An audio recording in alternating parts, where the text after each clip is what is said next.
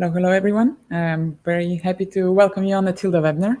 My name is Elizabeth, and today we have a very special webinar with a special guest that I will I'll talk to you about in a minute. The webinar of today is called Making the Most of a Website Builder for Creatives, and we prepared it especially for everybody who is whose job is to create content. It can be journalists, photographers, bloggers, podcasters, videographers, authors, copywriters, illustrators, all the people that can say that they belong to the creative community. This webinar will be especially useful for you. So while people are joining, I would like you to just invite you to other Tilda webinars and live events, because we are regularly hosting webinars on the web design as well as the digital marketing, which is interesting for both designers, marketers, and also for digital creatives and beyond.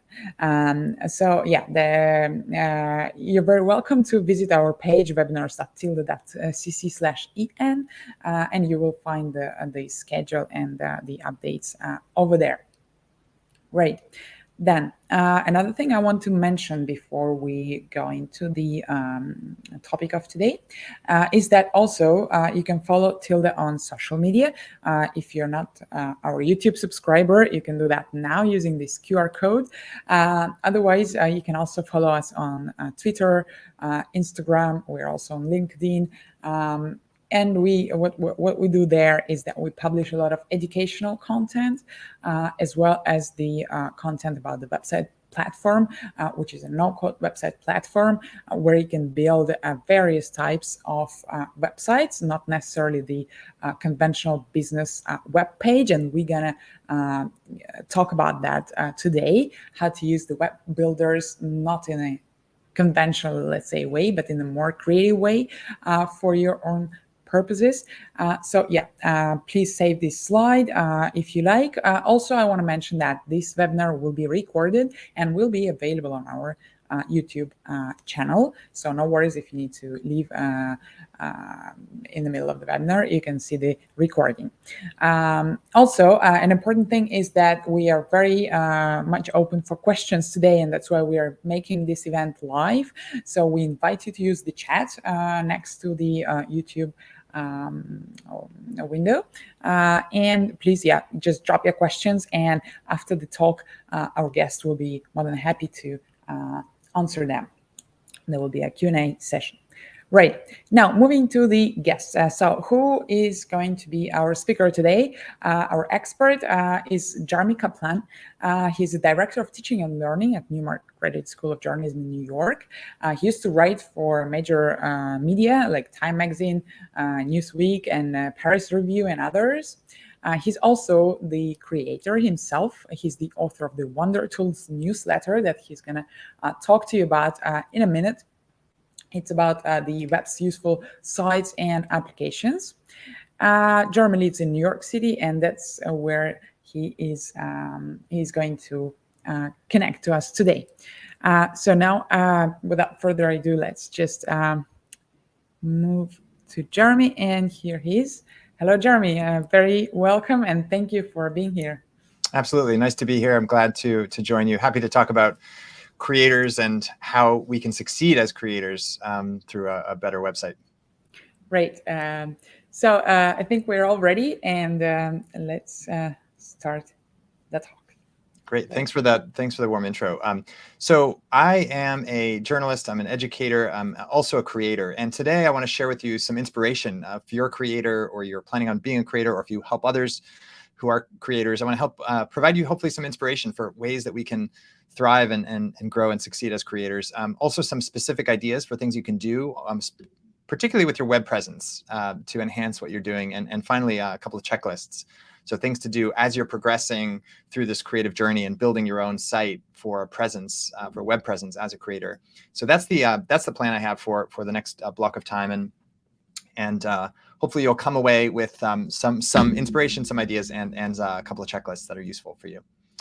So as you just heard, I'm a journalist and a teacher. And whether you're teaching or whatever you're doing, whether you're creating, writing, podcasting, video producer, whatever you're doing, you're in very good company if you're creating new things. One of the things I do is run a journalism creators program where we help journalists, mid-career journalists and creators from around the world develop something new in a 100-day online program. So I've had the opportunity to work with many different kinds of creators, and you're going to hear some insights that I've gleaned from working with them and working from creators all over the world. I also am my creator on my own. As you just heard, I write a newsletter called Wonder Tools, where I try to help people enjoy life with a little added efficiency and creativity and enjoyment through the best resources available online. So this is something that I've been working on, both to understand the journey of a creator and to help creators who are building their own things. I think this creator ecosystem is now dividing itself into these different tiers, and we can move between these tiers. We can move from a starter point where we might just have a few hundred or a few dozen subscribers or readers or listeners or viewers, to a point where we're actually starting to sustain something over a longer period of time. And maybe now we're getting into the range of having between 1,000 and 10,000 followers or readers or listeners or viewers. And then finally up to the point where we're really making a living. And in that six-figure category, we've got 100,000 potentially or more followers or readers or viewers. And then finally, some of us can aspire to be at that superstar tier.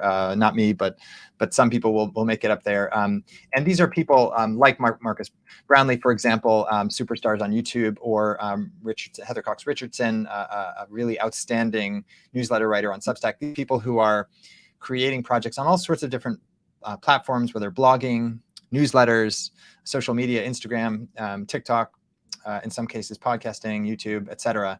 And they are in all of these different tiers. And if you're in any of these tiers, I think you'll benefit from strengthening your web presence with more creativity, more distinctiveness, and more of the elements that we'll look at in the examples that we'll have ahead of us shortly. One of the key things that we want to have is authenticity. So in our web presence, and we'll look at a bunch of examples of this, we want to really be our authentic selves. So one of the difference between the creator content and sort of general content from companies or organizations or big publishers is that there's more of a personality, more of a human side, more authenticity to the content that individual creators are creating, and their web presence should reflect that. So when we look at someone like Emily Atkin, who runs heated.world and creates content about climate change, we see someone who is not afraid to talk about what's going on in their lives, not afraid to be honest, to describe a personal challenge maybe at some point, and also to just speak in their own voice, whether on their website or on their newsletter in Emily's case. Another key quality of these creators who stand out and create a really strong web presence is that they have passion around what they're doing. It's not just something that they're doing as a job. It's not just something that they're doing pro forma or because they have to. It's something that they're doing because they're excited to. Lindsay Gibbs is a good example of this. She runs powerplays.news. She's not necessarily at that superstar level of hundreds of thousands of followers.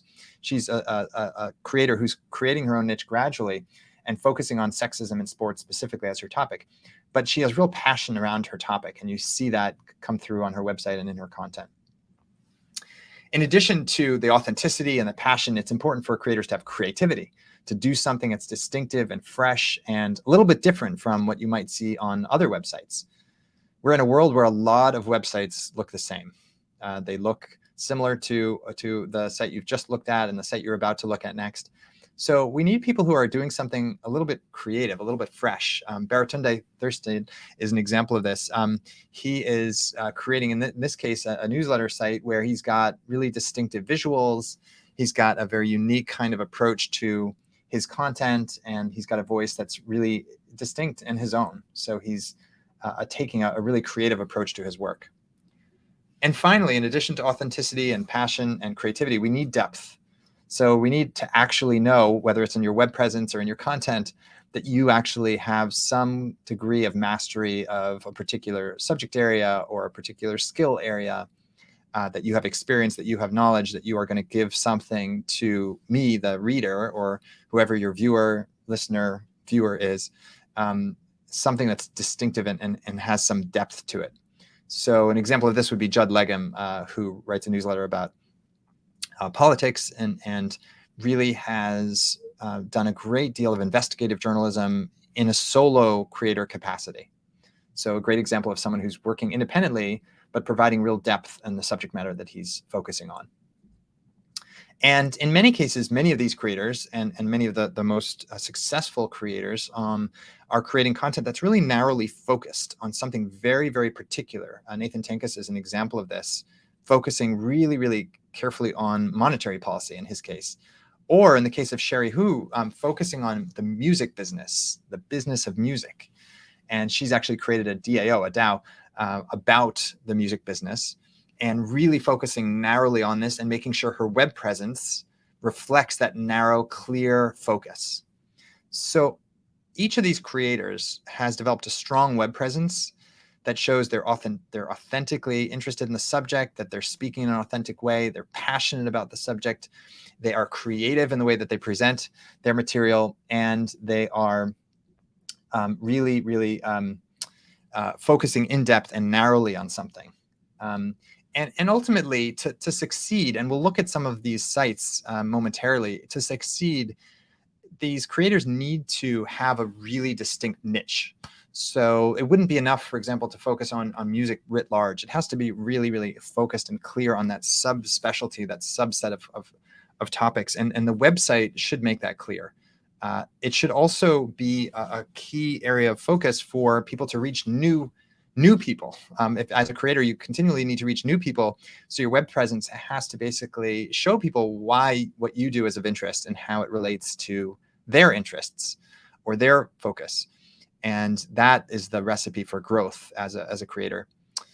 Thirdly, you want to be thinking about where the value you're creating is, who has the money potentially to support that, and what needs they have. Maybe these are clients who are interested in working with you. And so your web presence should demonstrate essentially how they can work with you and show what the advantages of working with you and show examples of that work.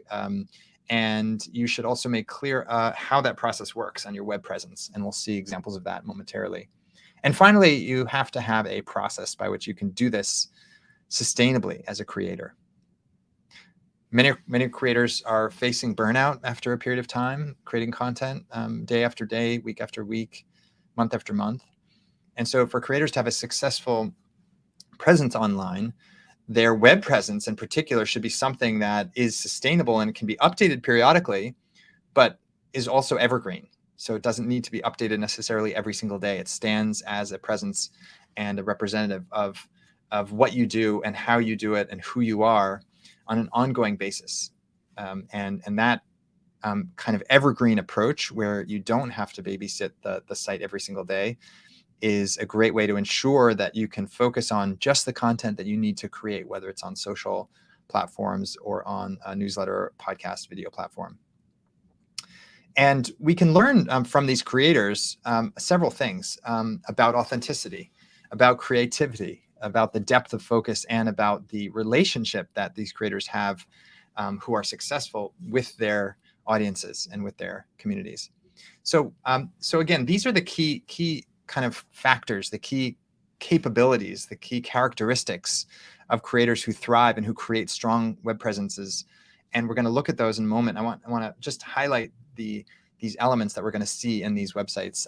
These folks are authentic. They're often opinionated. They in some cases stretch over different categories in the way that they create things and the way that they present themselves online.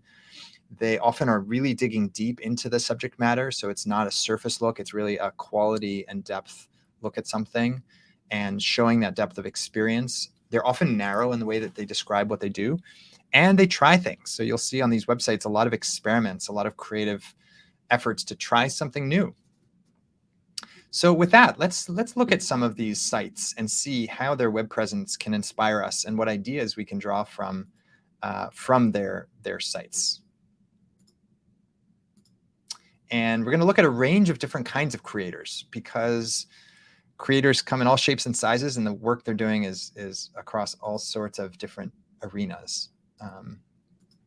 So here we go. The first one we're going to look at is a creator named Julia Zass. And you can see right up front on her site that she's explaining very clearly who she is, right? Very clearly what she's what she's doing. She's focusing on web projects, illustrations, and we can get to that. It's all in a very, very simple kind of one-page look, right? And then immediately we get visuals, right? So we have the clarity and simplicity and brevity. Those are three core characteristics here, right? Clarity, we know exactly what she's doing. Simplicity, it's very simple language, short sentences. And brevity, it's just a couple of sentences up here on the front of her site, right? And then links to the other material, so there's information as well. Now, moving on from the clarity, simplicity, and brevity, we also have the color, the flair, right? These are the visuals that she has created that give us an example of her style and her distinctiveness.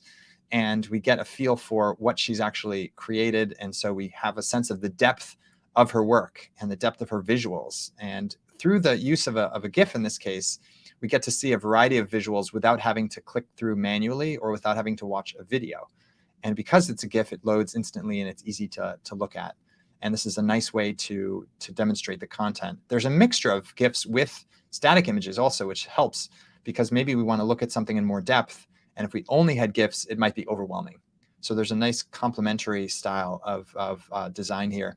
And in addition, we can check out the other sections by going up here to the menu, but we don't have to click through those. We can get a lot of it just on this one page, on that one front page. Now, if we want a little more depth, we can get a little bit more background. So one thing I advocate is having two different bios or two different explanations of what you do. And the reason for that is, as Julia does, on the home page, you might just want a very short, very quick description for someone who's just scanning through and just wanting to get a quick sense of what you do. But then somebody wants to work with you as a client potentially, or a partner, or a reader, subscriber, viewer, they might want a little bit more background, right? So that's where you want to have the little bit more depth of detail. And here, some of that additional depth is within these expandable menus, which means that it doesn't overwhelm you with a long 5-page bio. Instead, there's a little bit of info, a little bit more info, and then you can open up to find still more if you want to. So this is a good example of a nice design that's focused on simplicity. Now here is another designer focused on a little bit more popping of the visuals, right? Showing the visuals in a slightly different way with a vertical navigation approach and showing examples and keeping a consistent look and feel. So one of the other characteristics in some of the best sites that creators design for themselves and that work best for creators is a consistency and fluidity of design. So in this case, the style, the color scheme, right, the white and red kind of color scheme, white and orange, let's call it, is consistent. And the visuals supplement the text, and the text supplements the visuals. They kind of are nicely complementary with each other. And again, you can have the quick bio about this person, but you have a little bit more info if you want to, things that inspire this person. Another kind of artistic approach here on this site, and you see the images really popping out and giving us a good sense for the feel of the artist. But the color scheme, again, is consistent with this white and black, simple kind of design with one piece of art visible at a time. Now, in this case, the About page has a little bit smaller text. I generally advocate larger text where possible, but in this case, it allows more compact use of space to foreground this larger kind of full screen type image. I think these kinds of images of creators at work are a nice way to bring the audience in, right? To see what it is like, again, the authenticity point, to see what it's like to watch you at work and to get us kind of behind the scenes sense of the artist. That kind of image can be quite effective that way. And here we've got, again, a very consistent, stable design where we have image after image, video after video, and a very consistent look and feel so that somebody seeing this person's work can get used to, acclimate themselves to this particular presentation style and design. And there's no surprises here. It's not a particularly surprising navigation flow, but we get a good feel for that person's work, and it's very, very streamlined, right? So back to the point about simplicity and clarity. If we want additional more, we can go up to this hamburger menu and get a little bit more about that, but we don't have to do that to get a feel for it. And a couple more examples. Here we have a very simple kind of action point, right? We want to let people engage with us with a very simple contact form. A lot of people make the mistake of putting a very complicated form right on their site for the communication. And for a creator who's hoping to reach new folks and new clients and new readers and audience members, it's nice to make it as simple as possible. And also to show the work that you actually have done. So in this case, we get to see these projects in a little bit more depth for those who want to see the work up close. But again, we have the continuity and simplicity of the style. And if we continue here, I'm going to see a couple more different kinds of examples here. This is someone who specializes in audio. So multimedia doesn't have to be just visuals. And here we actually can see this person's audio work, and we can even potentially commercially engage with them. But we can also interact with them, ask them a question, reach out to them. And then if we want to, we can even listen to their music on this page. So there's a lot of different approaches to engaging with this creator. We can even listen to the music itself on the site. So there's a lot of different ways to engage. And because they're an audio person, it's nice that they actually make the audio really something you can engage with actively through their design. To the point about simplicity and clarity and brevity, this is a really short summary of what they believe in, and a good example of how to convey the core focus of your work in a short, small space, but with a large font so that everyone can see it easily and they don't have to squint at the screen. With a nice visual to supplement. There's always a benefit to having a little bit of eye candy if it catches people's attention and shows a bit of your authentic flair and personality. Here's an example. Somebody made a site about Isaac Newton. So obviously this is someone who's long dead, but you can imagine, kind of highlighting yourself in a way, in a creative, playful way. And this has a different kind of a style and a different kind of feel. Again, authentically conveying the personality and style of this particular creator with a little bit of playfulness, some interactions, some creative use of graphics in order to create a little bit of interactivity. So it's distinct from a flat document, incorporating a little playful GIF and some other simple interactions, all of which you can do with a tool like Tilda or other web creators to enable yourself to have a site that is really engaging without necessarily having to code it, right? You can use the built-in options in the Tilda toolbox, for example. The different blocks enable you to do some of these interactions. Here's someone creating a site about Adele. This is kind of a tribute site. But again, a good example of how you can feature somebody, right? This could be yourself. This could be a portfolio kind of project. It could be an article, a profile that you create as a creator about someone like Adele. And it's got a great mix of photography and text and little animations, all of which, again, keep someone engaged. They allow an extra amount of depth about the topic. They allow some interaction and some multimedia potentially. And all in a kind of simple to navigate way. So this is a very common approach these days when we're reading about someone. It's a combination of text, visuals, subtle animations, color, and a clear path that we're navigating across so that we can stay with the creator and it's clear where we're at, that we're kind of guided along the path. Here's another creator site. This is one essentially focusing on an individual content creator and showcasing a lot of their creative work. And this is a very simple site. It's focused simply on showing the work. There's an about page, obviously, that gives a little bit of background and a little bit of contact info.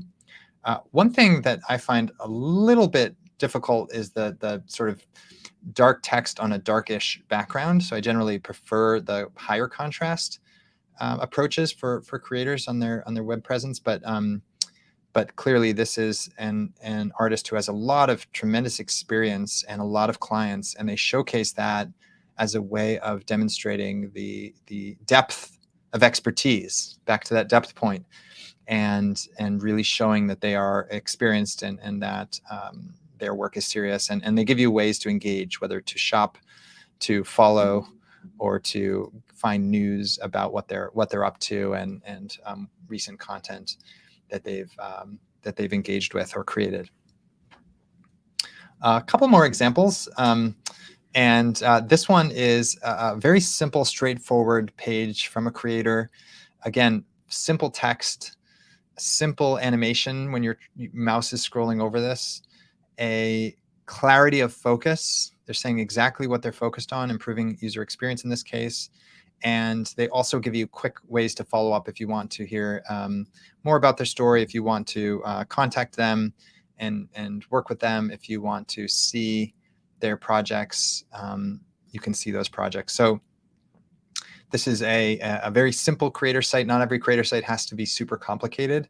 It's totally fine, particularly when you're starting out and building a web presence for the first time, to start with something just with the core basics, right? Just with who you are, what you do, hopefully why you do it, maybe a little bit of how you do it behind the scenes, or a little description of what your objectives are, or your reel, or examples of the project. So examples of the work that you've actually done is always welcome. And then you're at a good starting point, right? So this is an example of that starting work that this person has done. This is an example. Afro LA is a project in progress. One of the participants in our Entrepreneur Journalism Creators Program is building a site in LA. And an example of the simplicity of content is just explaining what they're doing, why they're doing it, how they're doing it, and who they're focusing on, to give people a feel for it, and then to give people an entry point to connect with them on their various social presence. So not everything obviously has to be on the site. The site can be a home, a jumping off point, right, where you really welcome people, and then they can jump off to some of their other locations online. And from the most simple approach to a more complicated approach, right, a more creative approach, we can have different kinds of font sizes and different kinds of styles. In general, I show this as a sort of special case where you have different font sizes and different colors and different font weights. In general, I think we're a little bit safer with a simple, more consistent kind of a look and feel, like some of the others we looked at, because you're not asking the reader to do as much jumping around as you are in this example of the Lagerfeld site. But in some cases, it can be reflecting the authentic artistic style that you have, in which case it can be appropriate to have that kind of creative approach with lots of different font sizes and styles and colors and font weights, etc. So part of that is a matter of personal style. You see another example of that creativity and variety of style here in this Mike Shinoda site, where you've got a lot of different colors and you've got little subtle animations and different fonts, but that's all in service of showing this artistic style that he has. So it fits in line with who this creator is as a creator, and therefore it really is harmonious with the style of the creator and their approach. So with that, I want to jump back into some tips on how to actually go about building these sites and elements that you want to think about as you're preparing your site and developing it, so that you can succeed and do it in a way that's as impactful as you want it to be.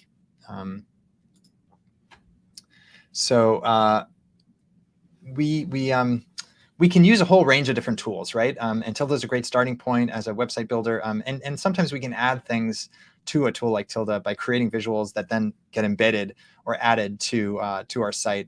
I like using a tool like Craft, for example, to organize what I'm going to do and to put together plans and organize my thoughts, organize my notes for all the different pages that I'm going to build. And then even to add create creative documents that I can then use on my site. And I do use Tilda for my own homepage as an example.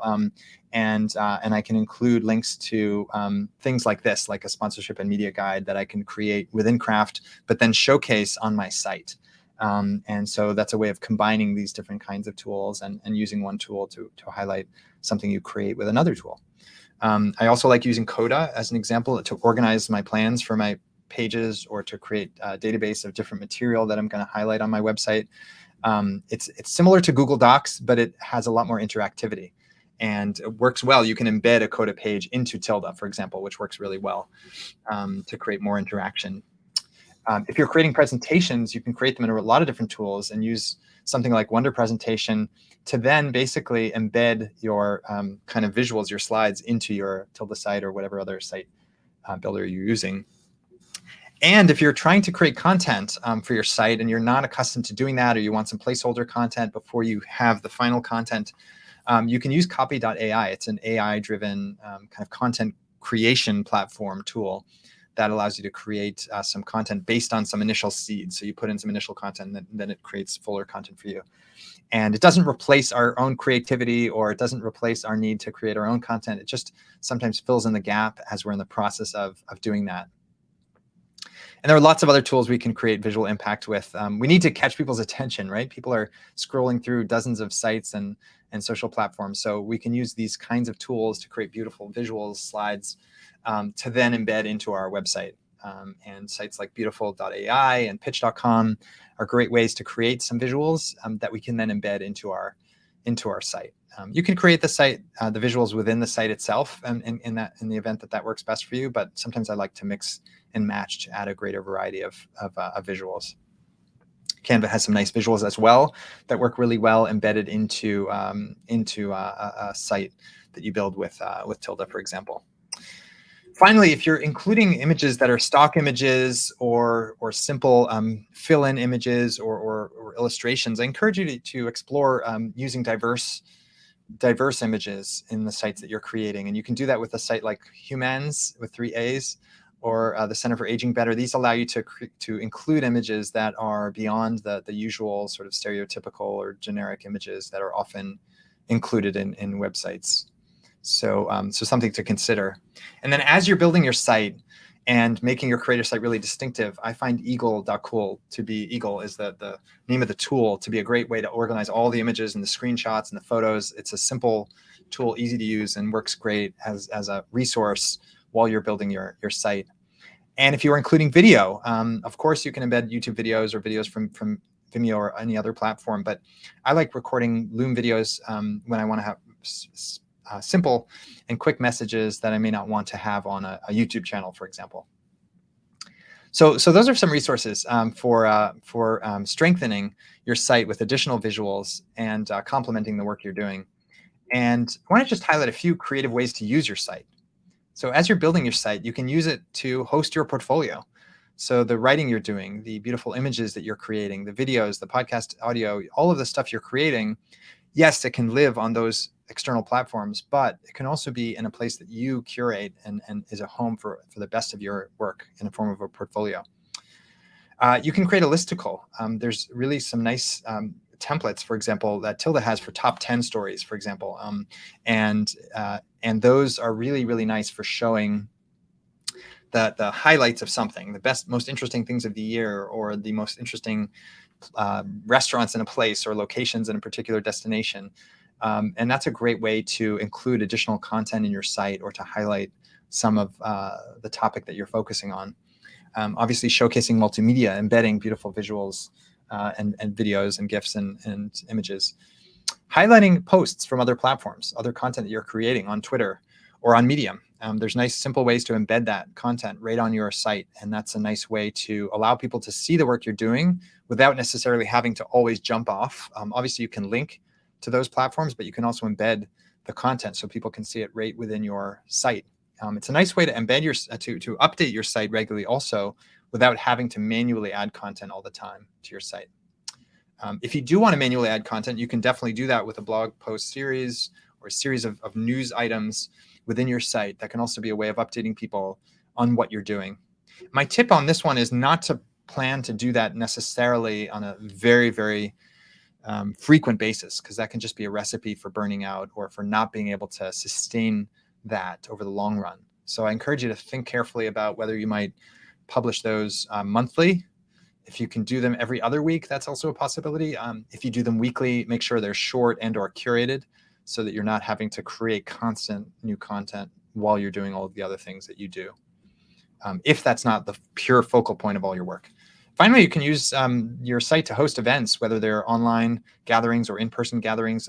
The event page templates are often really great, and it's a great way to connect people who are already interested in your work to enable them to connect with you in other contexts, either in person or online.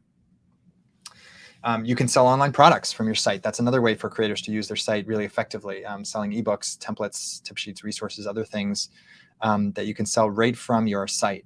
And to the extent that you're trying to monetize what you're doing, this can be a way to supplement the revenue you're earning on one of those external platforms, for example. When you're building your site and thinking about who your viewers are going to be, I encourage you to think about a few different kinds of people checking out your work online as a creator. First, your potential clients, so people you're actually hoping will hire you. Potential partners, people you want to work with and collaborate with, potentially people who may hire you in the future. So you want to have content that really highlights what your capabilities are for people who may be interested in hiring you in the future.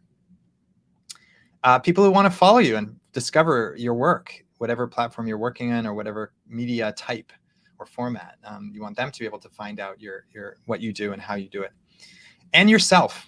You know, a lot of us have most of us have some degree of imposter syndrome, right? We see our flaws more visibly than we sometimes see our strengths, and we know all of the things we don't do or all of our failings or shortcomings.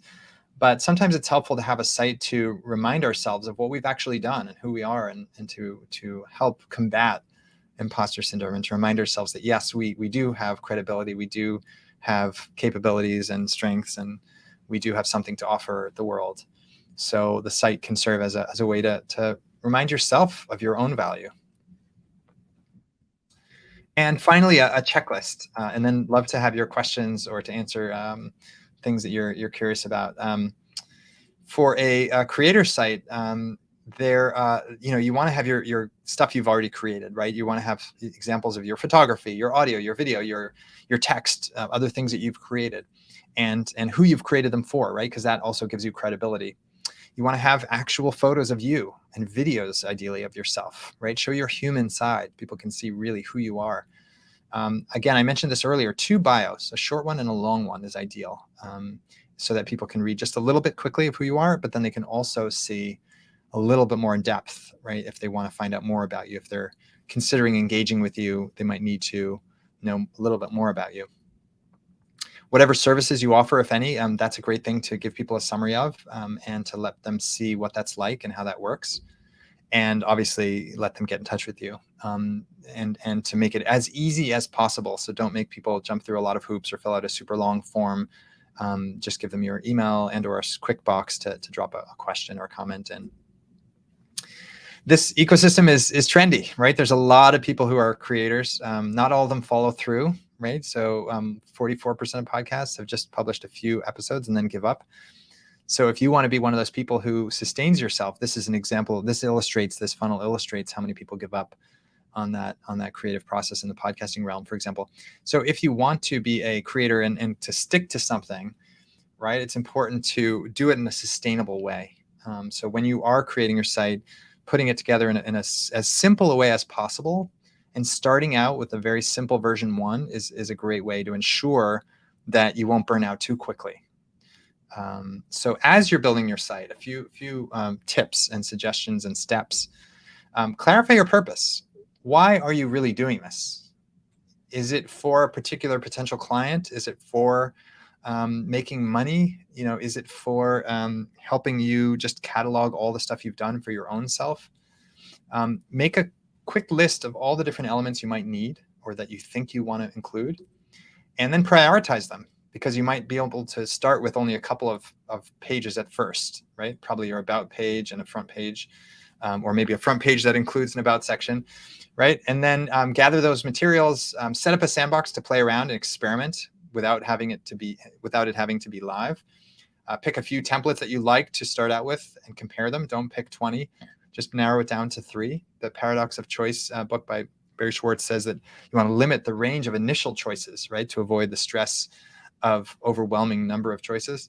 So pick 3 and choose from them, and then build a lousy first version. Don't expect it to be great. Just build it to be as rough and scratchy as possible. Lousy version 1 will allow you to get to a great version 3. If you'd like more resources, check out WonderTools, wondertools.substack.com, and you'll see a lot of free posts on everything from Tilda to Coda, Craft, all these other sites that I've mentioned. And you can follow me on Twitter for more info as well, or to DM me. And and share your own thoughts and ideas. And if you do want to follow up and I can be helpful to you in some way, or we can collaborate on something, you can email me at jeremy@jeremycaplan.com. So with that, I will pause for a moment, and I can also go back and show some additional examples as we reflect on some of these points. But I will pause and see what questions there might be to address at this point. Hey, Jeremy. Hey, thank you so much for this inspiring and very practical talk that you have just delivered. Thank you so much. I think, all the audience enjoyed it. While people are thinking about questions, I have already some of them that were asked beforehand on our social. And I have a couple of my own questions that I was thinking about while listening to you. So if you don't mind, I will just go ahead and ask them. Yeah, please. Yep. And so the first thing is that I want to ask you as an educator, on behalf of those who are just the beginners in the content creation journey, you mentioned the features or characteristics of the successful creators. But what are the skills that the beginners need to really focus on if they want to reach this success in creative markets? Yeah, so I think I think one of the things that you need is consistency, right? So if you're going to be a creator, there are creators who start with a lot of passion, and then a month later they kind of lose interest, or they go offline for a while. I think to build an audience really takes stable and consistent work. And so that's the first thing, is stability and consistency. The second thing is flexibility. So I think a lot of people come into their creative process, and whether they're creating a podcast or a video channel on YouTube or a TikTok channel or whatever it is, right? Newsletter on Substack or review. And they come in saying, oh, well, it's about this, right? I'm focused on this, and this is how I do it. And every week I focus on a different basketball player, or I focus on, I interview a different person in this industry, or whatever it is. And sometimes what a flexible creator will realize is, oh, look at that. This particular topic resonates quite a lot. Let me go in that direction and explore that a little further. And maybe this other thing that I thought was interesting is really interesting only to me, or is really not my niche, right? Other people have that down, and I've got to find this other area. So flexibility is really important, and willingness to listen and understand what the market is telling you, what your audience is telling you. So consistency, then flexibility. And then I think quality, it's kind of like an obvious thing, right? If your work is lousy, people aren't going to be interested in subscribing or continuing to follow it.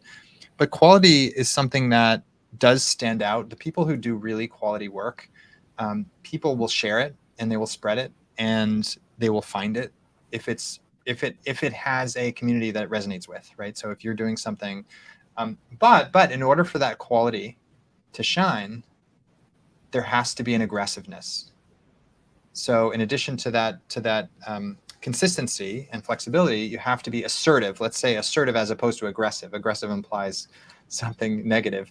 Assertiveness is really about being forthright about saying, here's what I'm doing, right? Here's why it's useful, right? And you should know about it, or you should share it, or could you share it, or could we collaborate? So the creators who are assertive are reaching out to partners, right? Doing cross promotions, for example. One of the best ways to be found as a creator is to be found in someone else's creation on a similar platform. So if you're a newsletter writer, being on someone else's newsletter is the best way to spread. If you're a podcaster, same thing. If you're a video person, same thing. But you have to ask. You have to go out there and you have to email people. You have to ask them. You have to DM them. You have to reach out to them in a polite, a constructive, collaborative way. But they will not come to you. There's too many things that people have to do. They're too busy. There's too many other priorities. So unless you go out there assertively and put your work out there, showcase your work, collaborate with other people, find other people to cross promote. Unless you do all that assertively, you will continue working in a quiet corner, which for many people is fine, right? If you're working just for the work itself and you're happy to just do the work and you don't care if anyone follows it or responds to it, then that's fine. But if you want people to find your work and celebrate your work and enjoy your work, and you want that community to grow, you have to be consistent, flexible, and then also assertive. Nice. Thanks a lot. Yeah, that's a lot to think about. Another question was from a subscriber that was saying that she's not a visual creator, so she's a copywriter, and she was wondering how she should go around her web presence when she doesn't have a lot of materials to show, because it's always about illustrations, pictures, videos, and everything visual. And she's like, I'm about, I'm into texts. How can I show them? What can I do? Like, should I even bother to have a website? Maybe there are some exceptions like me that don't have to have any websites. What would you suggest to these people? Yeah. So 3 possibilities. One is to use free open source Creative Commons images from something like Unsplash, right? Or Undraw. Both of those have kind of either photos or drawings kind of thing. And Unsplash is quite a high quality range of photographs, and those photographs can complement the text that you're using, so you can create a visual presence. And there's even video versions of that if you want to incorporate video, but I think static images could be fine. So that's one option, is to use Creative Commons images, even if they're not your own images, even if they're not natively associated with that particular piece of content. If they reflect a certain, if you're writing about fall and autumn and you have a beautiful photo of some leaves, like that can still provide a visual complement to that subject matter and that text. So that's the first option. Second approach, and these could be combined.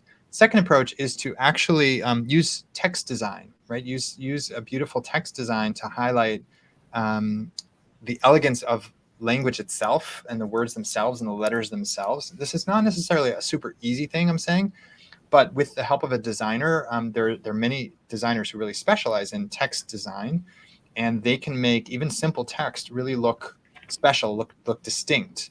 And there can be a beautiful simplicity to that, to the simplicity of pure text with just simple colors and simple shapes and consistent font design. So that's a second possibility. A third possibility is to use your own self, to use your own face and your I showed a photo earlier of the person in their workshop, right, doing their work, showing some images of you doing your work, or even you talking about your work and showing your work, whether it's on paper or in your studio or in your room, in your environment.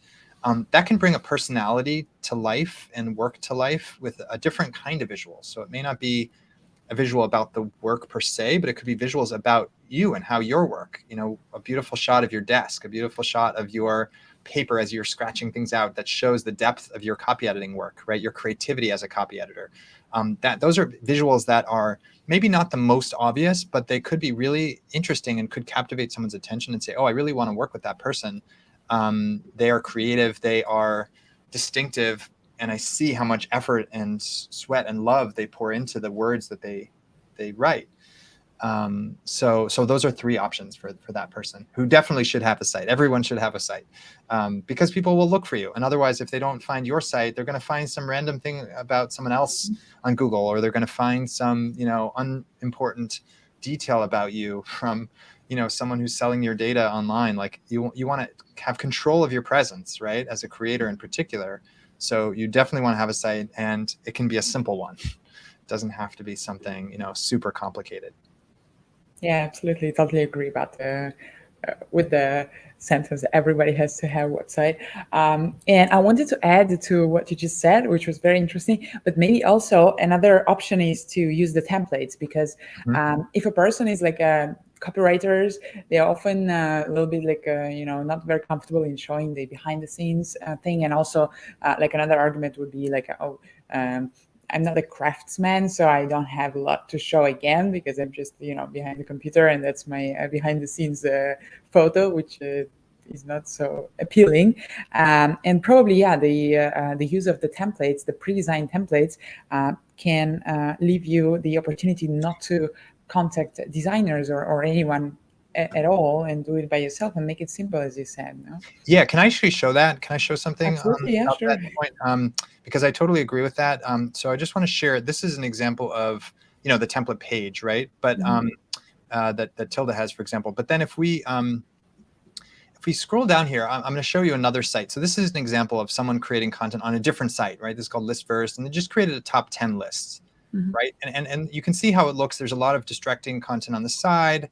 Maybe it's helpful navigation, but it's a lot of other sort of distracting visuals, a lot of social icons right up front, a lot of different elements, right, that are competing for our attention. Now, if we take that same approach and we take a simple template that we have on Tilda, for example, like this is a different subject matter, but we have a clear focus on just these core points. So number one, we have a beautiful full screen image. The text rotates over it, flows over it. Number two, number three, we could have more text, obviously, if we need to. But to me, this is a good example of how a template with the top 10 could be used in a lot of different ways, but with strong visuals and without a lot of the clutter that we find, again, back to the other site. Look at all the different elements competing for our attention on the sidebar and so forth. And we have very little room for the actual visual and text. And as compared with, a nice template where we've really got full screen, much more viewable, much more enjoyable, much more immersive. And we have that for other styles too, right? So we have this other kinds of styles. If it's not necessarily a top 10 list, right? If it's more of an article or a summary about something, we can present it in this way with a little more variety and with, a gallery mixed in, for example. And these are templates that are already there, that we start out with on a platform like Tilda, which is one of the reasons that I found it to be appealing, is that we can just start with something, not having to do all the design work from scratch. So I agree with you that kind of template starting point, and these are just 3 examples of those kinds of templates. Here's one more for photography specifically. These kinds of templates make it really, really much easier than starting out on some place where we don't have that visual template to begin with. So yes, I would second your point about that, and agree that using a template is a great starting point and a great way to get your site going for version 1, right? I mentioned the lousy version 1. Like it's actually not going to be that lousy because you'll have a nice template to start with, but it might be lousy in the sense that it doesn't have all of your articles or your videos or your, illustrations or whatever, or it doesn't have all the text perfectly written yet. But it'll already be a starting point. And it's much easier to go from 1 to 2 than from 0 to 1, right? 0 to 1 is an infinite difference, right? Both numerically and creatively. But 1 to 2 is much more manageable, right? The gap is much smaller. And then of course, 2 to 3 and 3 to 4 gets easier and easier because you're making more gradual refinements. So highly encourage people to dive in, get version 1 out. It's like scratch the ink onto the paper and then start the revision later on. Right. Thanks a lot for showing these examples. I think it was very visual and very appealing. Another question. I think we have time for 2 more questions, and then we're going to wrap up. So another question is about the also for you as you are an educator and you focus on the how journalists can become entrepreneurs in a way. I wanted to ask you a question of how creators can become entrepreneurs, or in other words, if you have like some of the secret top tips on how to monetize your creativity, because nowadays like every second person can go ahead and make a video or any kind of content, and many people are dreaming of becoming millionaires and stuff like that, but they don't really have the tools or even an understanding or even a strategy of what to do, what are the steps to actually start earning at least something, so that to free yourself from going to a boring 9-to-5 job that many creatives have to do in order to survive. So maybe there are some pro tips that you can share with some people, with creatives on how to earn a living. Sure. So I'll show some specific examples of the kind of top monetization things. But first, before I show that, the first thing is to have really distinctive content. So typically the way this goes is content, then audience, then revenue, right? So you build your content, you have to have something that people can resonate with, right? You're the best podcast about hockey, right? Or you have this amazing newsletter about this specific type of vegetarian food, right? Or you have some, video channel about something really useful in a professional context. So you have to have some sort of content for people to react to, engage with, right? Believe in, join up to, right? Sign up for, etc. And ideally, you also have their email address, because that to me is one of the best ways to ensure that you can reach out to them, and it's not just them hoping that they'll at some point land on your site.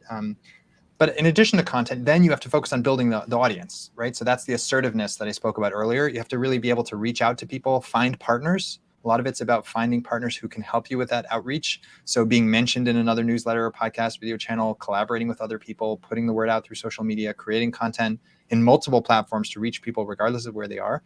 And then you come to the revenue part. Okay, so let's look at some specific revenue approaches for these creators. One is actually selling content itself, right? So people can subscribe to your newsletter, for example.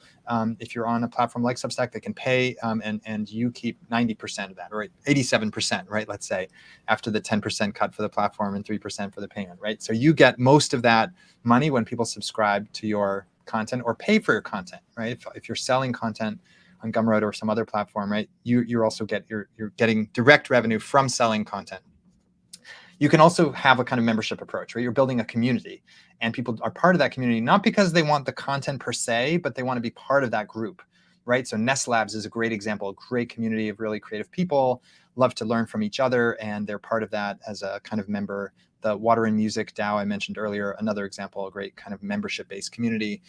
Events, so people will actually sometimes pay to get together or to learn in a workshop setting or in a course setting or in some other kind of physical setting, but they'll also pay to just attend an event on this topic that you're an expert in or that you're passionate about.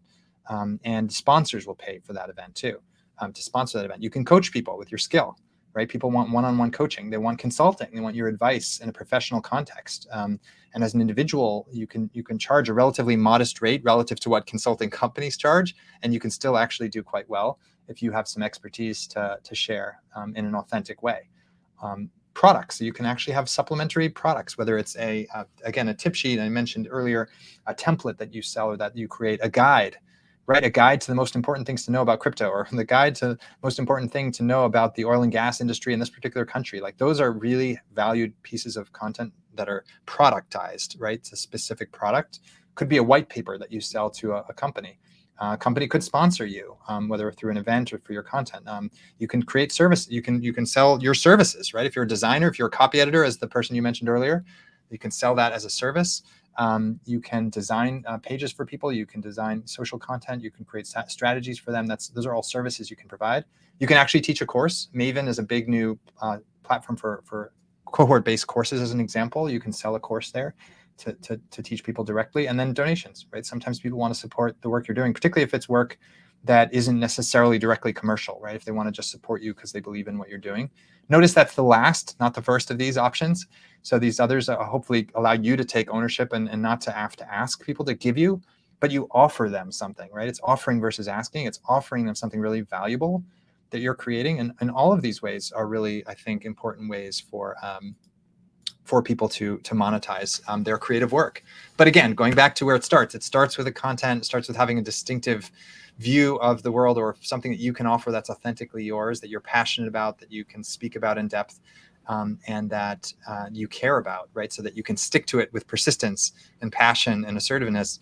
And if you have that and you create that content, then you'll build the audience, and then you'll get to that monetization piece. And it's not easy. It's really hard. It's really, really hard. But there are a lot of people who are succeeding.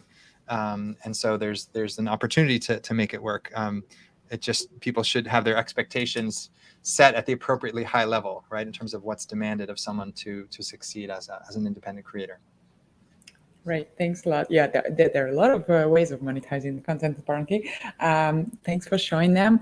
And I'm hesitating between two questions, whether to ask you, but I think I will go for the my personal question about you, because you just mentioned this consistency. Yeah, you're consistently mentioning consistency in a framework of succeeding as a content creator.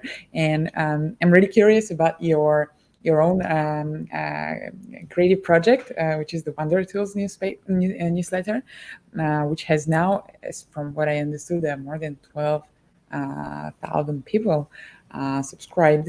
Can you just briefly walk us through the process? How did you come up with an idea? What did you do next?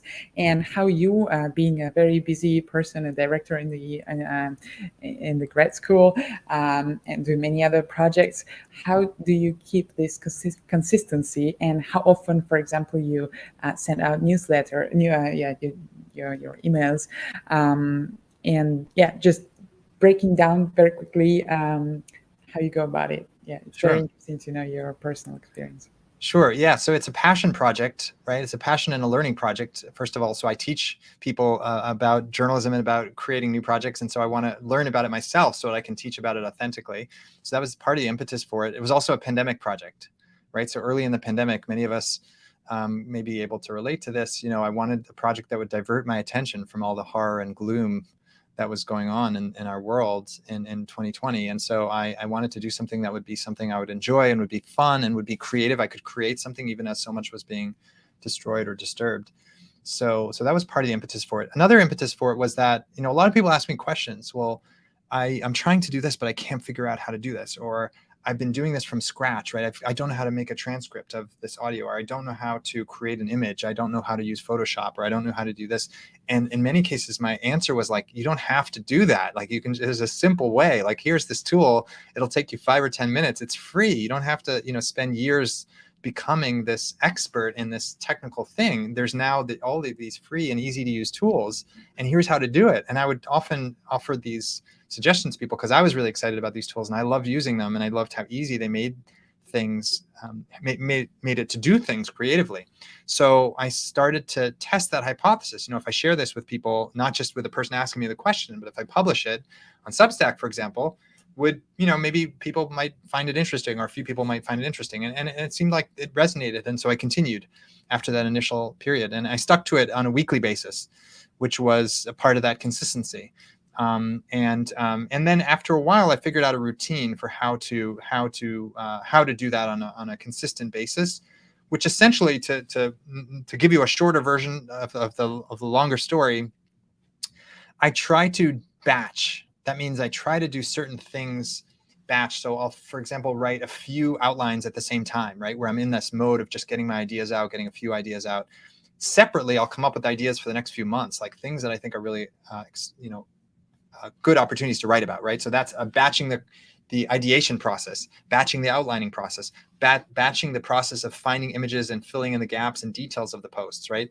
Batching the responses to people who are writing back or asking questions, right? Batching the marketing steps, batching the monetization work with sponsors and so forth. So by batching all those, I can intensively kind of do sprints, right? Where I do a lot of something in a short, compact period of time. Now, it doesn't always work perfectly that way. There are times where I tear it up and do something different at the last minute because I want to change direction. But in general, that's been helpful in terms of structuring things and creating some certain structures that I can repeat. So the newsletter, I don't have to imagine it and design it completely from scratch. I have certain sections I tend to repeat on a weekly basis. But yeah, it's a continual learning process. And in another few months, I may have some additional steps that I take or do things slightly differently. Cross promotion has been a big part of what I've learned about. That's been a big part of the growth, is finding other audiences that overlap with mine. So for anyone interested in growing, I would say prioritize that. And those are a few of the thoughts that I have about sort of creating a structure around that. And then also, you know, listening to people and seeing what matters to people, right? So being responsive has been helpful because I realize certain topics resonate and certain other ones may not. Right. Great. Thanks a lot. Yeah, here in the chat, you can see the link to Jeremy's newsletter. It's wondertools.substack.com. And I think, yeah, I asked everything that I wanted to. Jeremy, thank you so much for this amazing talk. It was extremely interesting and inspiring. And maybe if people see this webinar in the recording, they may have more questions, and I will put it in a box next to the video. So would you mind if we transfer them to you, and then you will reply to them?